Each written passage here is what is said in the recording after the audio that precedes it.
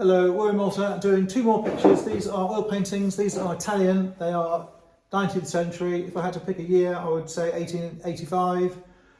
They are after Adriano Bonifazi, particularly that one there. There are many versions of that picture in English collections, national collections, and you will find this girl painted with the coral beads and this native costume, this folded cloth on the head. I always assumed these were Neapolitan, but I believe they are Roman, and the costume of him particularly makes me think they are from a part of Rome called Ciociaria, which is a peasant area of Rome, a sort of poor district of Rome, and the visitors to Rome liked to buy the real folk, the local people that they were rubbing shoulders with on their visits. Rather like when they went to Naples, they would buy pictures of the fishermen, they would buy pictures of the girls picking lemon fruits, they would buy pictures of the old men smoking cigarettes, they would buy pictures of the boys paddling, picking up crabs. So when the tourists went to Rome, this is the sort of thing they wanted to buy. He's got a hat with feathers, he's got a large collar, a coat. She has the coral beads, as I say, simple garment and the nice hat. So they are based on earlier paintings by other commercial artists. They are depicting folk characters of Rome. So they're oval pictures, which means the frame is expensive to make and the glass is difficult to cut and the board is difficult to make. But I think they're very pleasing. They're quite small and they're beautiful. It's a beautiful oval, and oval is nothing new to Rome, you know, and classical Italy have cameos which are oval. You've got many ovals. It's not a new shape. The backs show a rough cut piece of pine. It's not board. It's not plywood. It's got little metal tacks, old string. The other one has the same.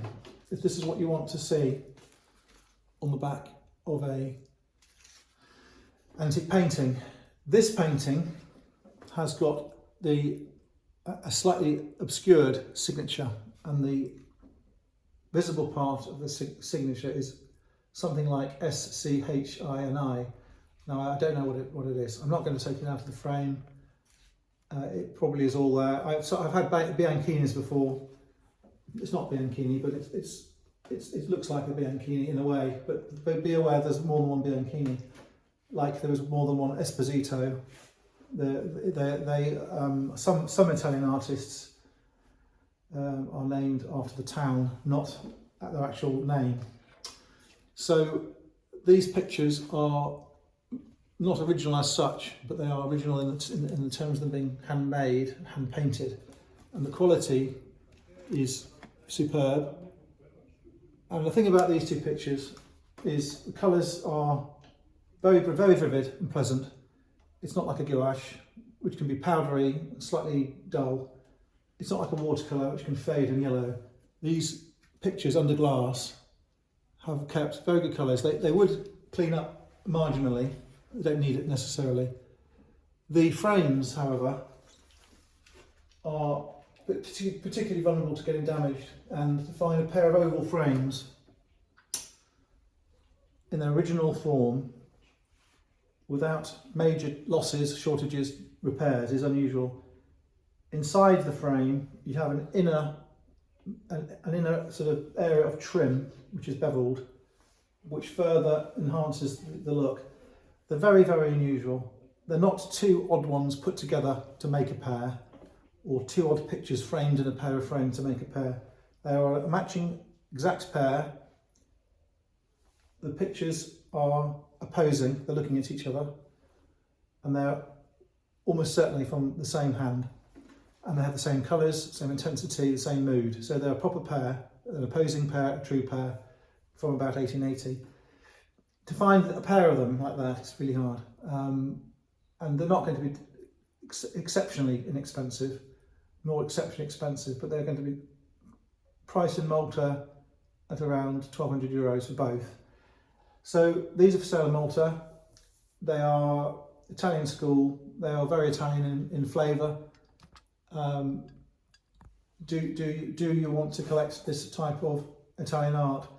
The paradox really when it comes to these pictures is when they were made they were very ordinary, and they were not mass produced, but they were produced by a large contingent of resident artists in Rome. Rome at one time had 5,000 resident artists to cater for the tourist market, and if you go to Rome now, there's still a lot of artists now, but of course now you have the Chinese imported things, the printed things, the sort of fakes and the copies. But when these were painted, they were probably painted by an Italian person. They're in Italian style, Italian school, in the manner of Italian paintings. I think that the frame is pretty much as you'd expect for a late 19th century frame. It's not over the top, they're not too exuberant, they're not garish, they're relatively restrained and narrow. They're not, as I say, they're not too flowery, and it's a matter of rarity. How often do you see them for sale? If you had to find another pair, how long would you have to take to get them? I think you're talking years. It's not a matter of just dialing it up on the internet and finding another set to buy. It's just not that sort of thing. Anyway, thanks for having a look.